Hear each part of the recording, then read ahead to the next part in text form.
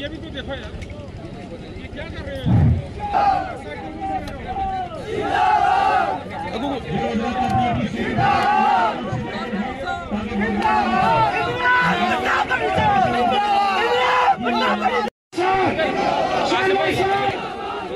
Malaria के साथ आपने जवाब देना है कि ये जवाब 6 मिनट जिलाद इमरान सरकार के निशान जिलाद इमरान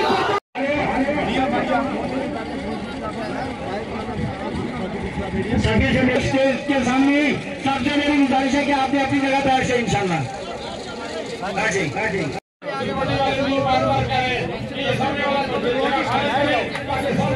हिंदुस्तान तरक्की की राह पे है, मगर हमारा इलाका, हमारा एरिया, चाहे सड़कों को देख लीजिए, अस्पतालों को देख लीजिए, पानी बिजली के सहूलियात को देख लीजिए, आज भी बेसिक पर आकर आपको ये पैगाम दे रहे हैं कि राहुल गांधी जी ने नौजवानों जी का हाथ में कमान दी है।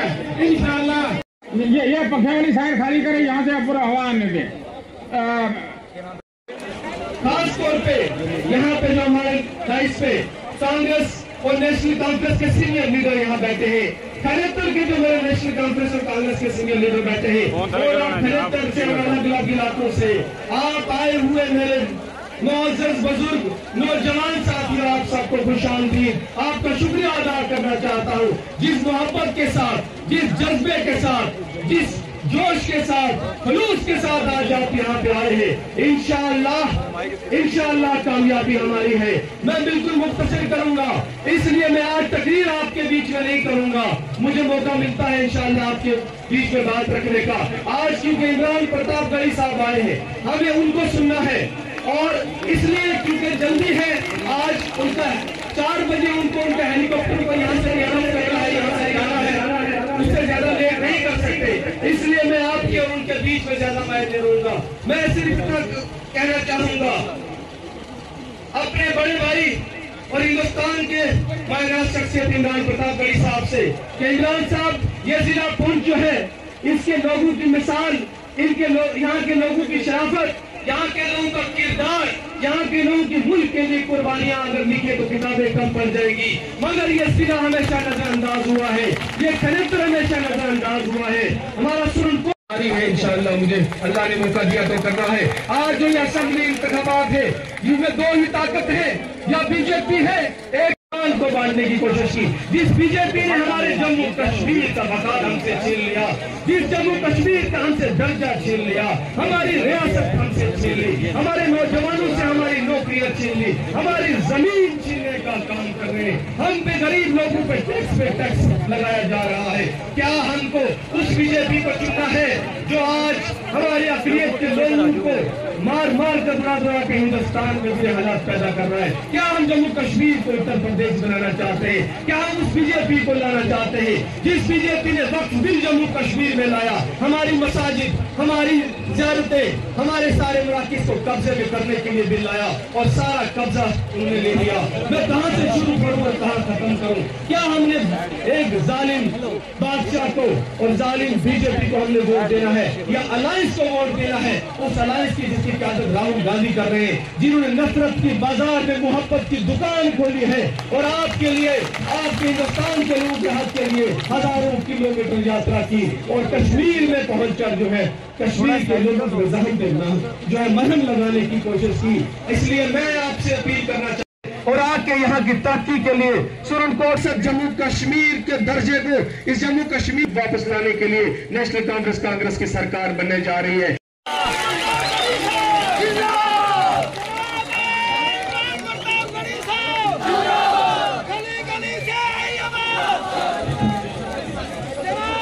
असेंबली से अलायंस का हमारा अपना भाई कैंडिडेट चौधरी शहनवाज साहब, डाइस के साथियों से गुजारिश है कि थोड़ी देर खामोश रहे, उसी तरह चुप हो जाएं जैसे आजकल अडवाणी जी चुप रहते हैं। मेरे सामने एक जिंदा दिल आवाम बैठी है, और मैं उस आवाम से गुफ्तगू करने के लिए यहाँ पे खड़ा हूँ।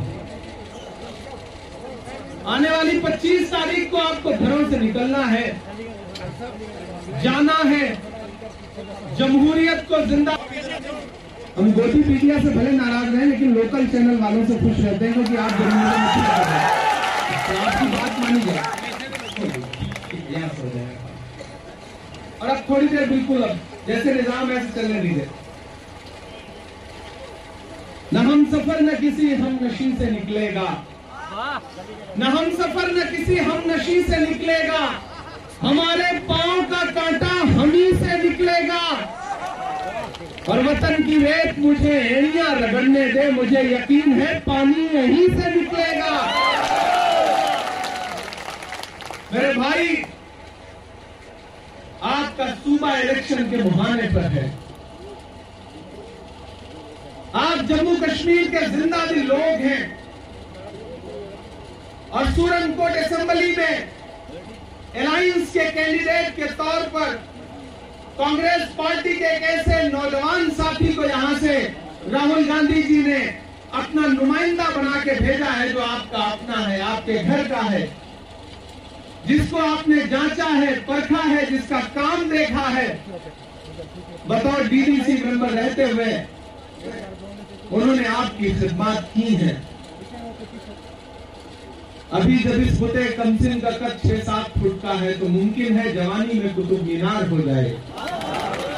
जब डीडीसी मेंबर रहते हुए उस आदमी ने इतने काम किए जो उसकी हैसियत से बढ़कर थे, तो सोचिए कि अगर आप एमएलए बना करके असेंबली में पहुंचा देंगे तो वो किस तरह से आपके मुद्दों पर हुकूमत से, अपनी हुकूमत से भी जरूरत पड़ेगी तो लड़ जाएगा। मैं चौधरी शहनवाज को जानता हूं, दिल्ली के गलियारों में इनका जिक्र सुनता हूं।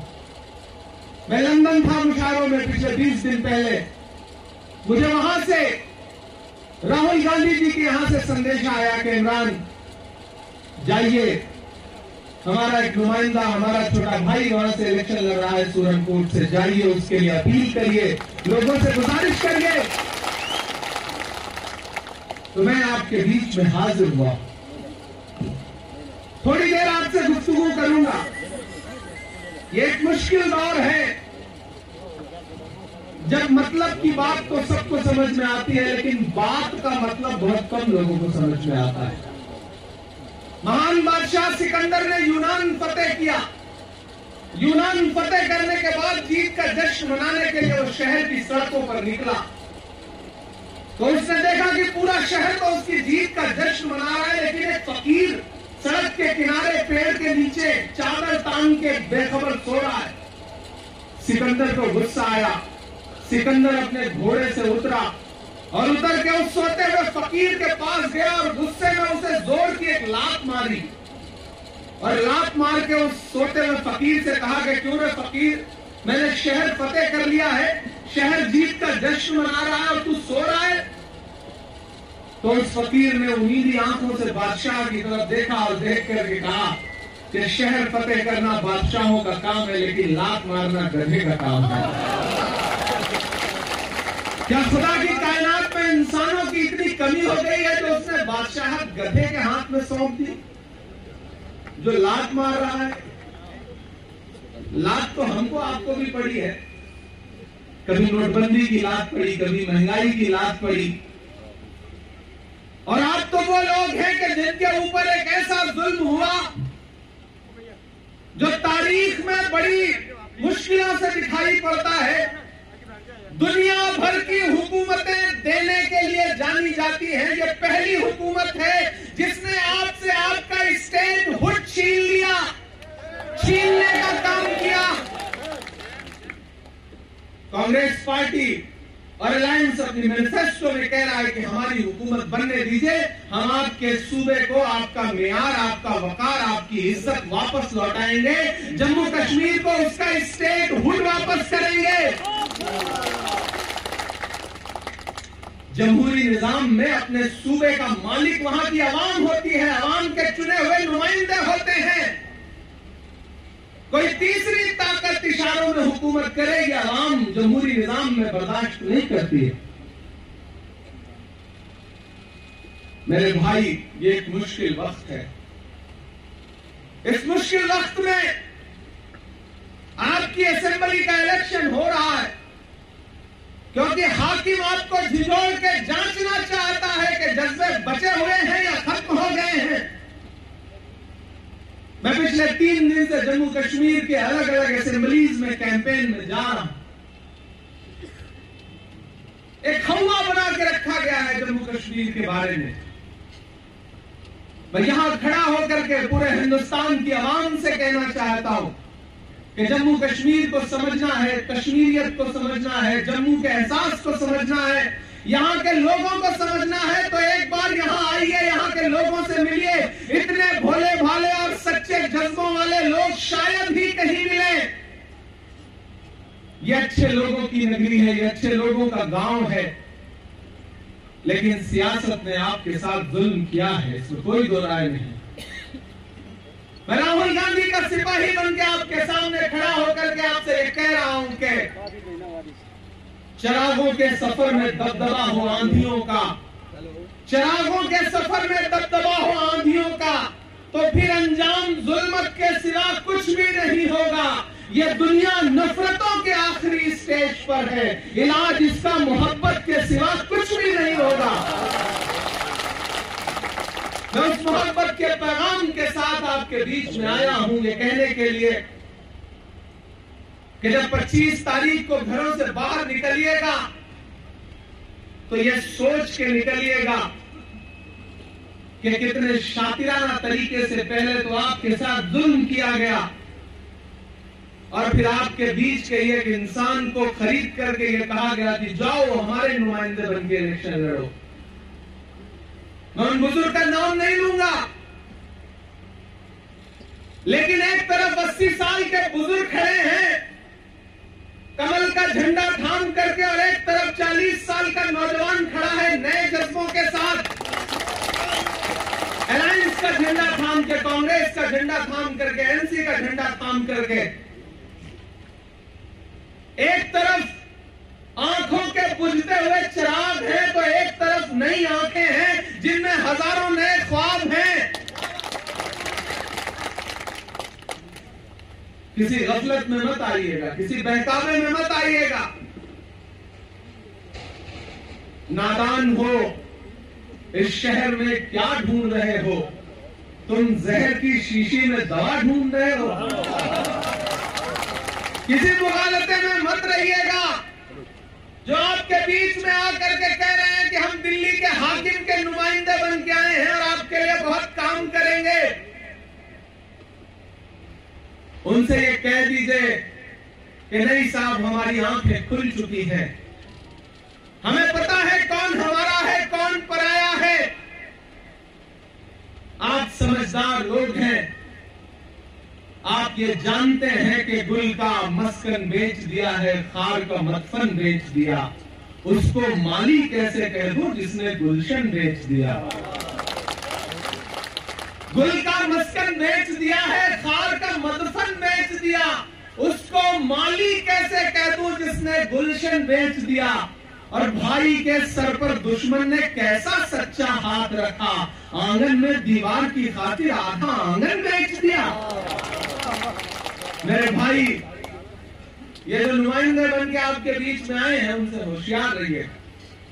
शहनवाज चौधरी आपके अपने हैं, आपके जांचे परखे हैं, और सबसे बड़ी बात उस राहुल गांधी के नुमाइंदे हैं कि जब पूरे हिंदुस्तान ने आपसे नजरें फेर ली थी, लोग आपके जख्मों की तरफ झांकने के लिए तैयार नहीं थे, मजाक उड़ाते थे आपके जख्मों का। कुछ साल पहले, कुछ महीने पहले, जब आपको लगता था कि स्टेट हुड तो बहाल नहीं हो रही है, पता नहीं जमहूरी निजाम बहाल होगा या नहीं बहाल होगा, ऐसे वक्त में एक राहुल गांधी उठता है और वो कहता है कि मैं कन्याकुमारी से कश्मीर तक 4000 किलोमीटर पैदल चलूंगा, एक पैगाम देता हुआ कि नफरत छोड़ो, भारत जोड़ो, मुझे नफरत के बाजार में मोहब्बत की दुकान खोलनी है। याद करो वो दिन कि ये सब जो जुल्म आप पर गुजरे हैं, जो मरहले गुजरे हैं, क्या बिना मुनाफिकों के गुजर पाते? नहीं गुजर पाते। लेकिन लोगों को याद रहना चाहिए कि जब जंगल में आग लगती है तो न वो बरगद बचते हैं जो हवा को आंधी में तब्दील करते हैं, और न वो बांस बचते हैं जो आपसी रगड़ से चिंगारी पैदा करते हैं। राहुल गांधी उठे, 4000 किलोमीटर पैदल चले। नरेंद्र मोदी जी कहते थे कि राहुल गांधी तो शहजादे हैं। अरे नरेंद्र मोदी साहब, दुनिया की तारीख में कोई एक ऐसा शहजादा बता दीजिए जो 4000 किलोमीटर आवाम का दर्द बांटने के लिए, उन्हें गले से लगाने के लिए पैदल चला हो, बिना अपने पैर के छालों की परवाह किए बगैर। कोई ऐसी एक मिसाल नहीं है, वो सिर्फ राहुल गांधी है जो लगातार चलते रहे। कभी सोचा आपने कि राहुल गांधी ने अपनी भारत जोड़ो यात्रा को खत्म करने का फैसला कश्मीर में क्यों किया? कभी सोचा आपने? वो किसी और शहर में भी कर सकते थे। आना आसान नहीं था, एडमिनिस्ट्रेशन आसानी से परमिशन नहीं दे रहा था, सिक्योरिटी के कंसर्न बताए जा रहे थे, लेकिन उस आदमी ने कहा कि नहीं, मुझे जाना है, मुझे कश्मीर के, जम्मू के लोगों को सीने से लगाना है, उनका दर्द बांटना है, उनके जख्मों पे मरहम रखना है। जिंदाबाद राहुल गांधी साहब, जिंदाबाद राहुल गांधी साहब, जिंदाबाद इमरान प्रतापगढ़ी साहब, आपके बीच में चौधरी साहब, जिंदाबाद। आपको सीने से लगाया, और आज उनकी भारत जोड़ो यात्रा का असर है कि आज दिल्ली की हुकूमत को मजबूर होकर के जम्मू कश्मीर में इलेक्शन करवाना पड़ रहा है। ये उस यात्रा का असर है। जो दानिशवर लोग हैं उस बात को समझते हैं। आप तो इस बात पे ईमान रखते हो ना कि मजदूर का पसीना सूखने से पहले उसकी मजदूरी उसे दे देनी चाहिए। रखते हो ना इस बात पे ईमान? हमारे बुजुर्गों का कौल है ये, मैं रखता हूं इस बात पे ईमान कि मजदूर का पसीना सूखने से पहले उसकी मजदूरी उसे दे देनी चाहिए। तो मेरे भाई, मैं अपने घर से हजारों किलोमीटर दूर आपके बीच में ये कहने आया हूं कि मैंने देखा है राहुल गांधी के पैर के छाले, मैंने देखा है राहुल गांधी के माथे का बहता हुआ पसीना। मैं आपसे राहुल गांधी की मजदूरी मांगने के लिए आया हूं, और वो मजदूरी क्या है? वो मजदूरी ये है कि राहुल गांधी ने भाई शहनवाज चौधरी को आपके बीच में अपना नुमाइंदा बना के भेजा है। इस आदमी को जिता करके असेंबली में पहुंचा दीजिए, ये है राहुल गांधी की मजदूरी। 25 तारीख को घरों से बाहर निकलोगे और हाथ के पंजे के सामने वाला बटन दबाओगे तो सिर्फ ये मत सोचना कि आपका वोट चौधरी शहनवाज को जा रहा है, ये सोचना कि आपका एक एक वोट मोहब्बत के उस मसीहा को जा रहा है जिसका नाम राहुल गांधी है। शहनवाज उमर अब्दुल्ला साहब निकलना और ये सोच के घरों से बाहर निकलना, उसको दिया गया एक एक वोट इमरान प्रतापगढ़ी के। इन वादियों में, इन पहाड़ियों में, इन फजाओं में आके ऐसा महसूस ही नहीं हो रहा है मैं किसी पराई जगह आया। मुझे ऐसा लग रहा है मैं अपनों के बीच में आया हूं, अपने घर में आया हूं।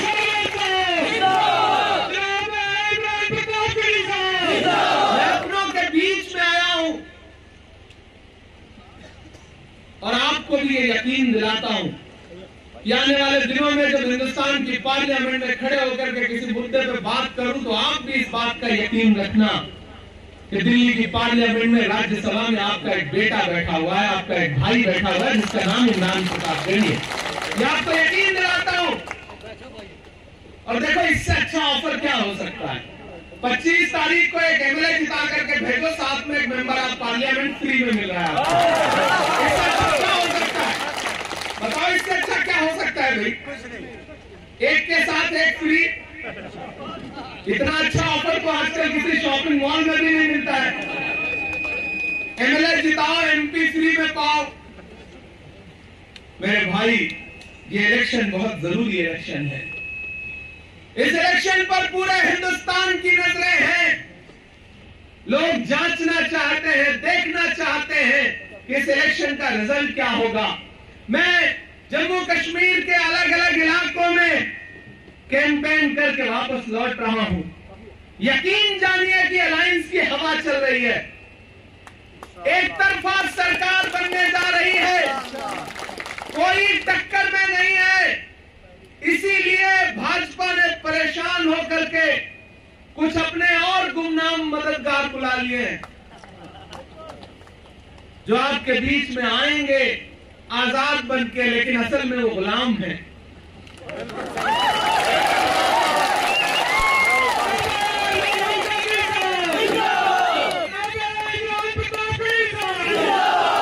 इसलिए भी आपसे कहना चाहता हूं कि अपनी आंख, नाक, कान, जहन सब खुला रखिए।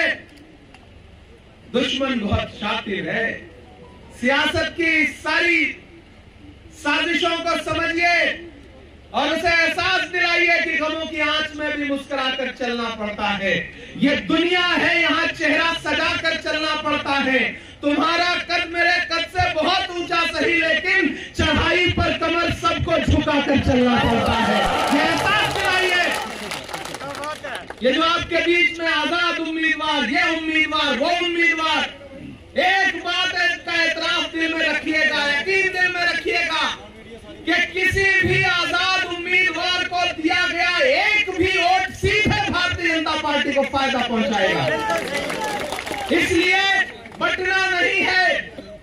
जाती तौर पे, नजरियाती तौर पे भले ही इख्तिलाफ हो सकता है, लेकिन इस बार लड़ाई बड़ी है।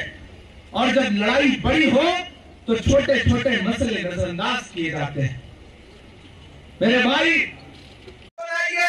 ये गुजारिश और ये रिकमेंडेशन इंशाअल्लाह सबसे पहले इमरान प्रतापगढ़ी राहुल गांधी जी से करेगा। ये मैं आपको यकीन दिलाता हूँ, भरोसा दिलाता हूँ। बहुत लंबी गुफ्तगू, ये सियासी वक्त है।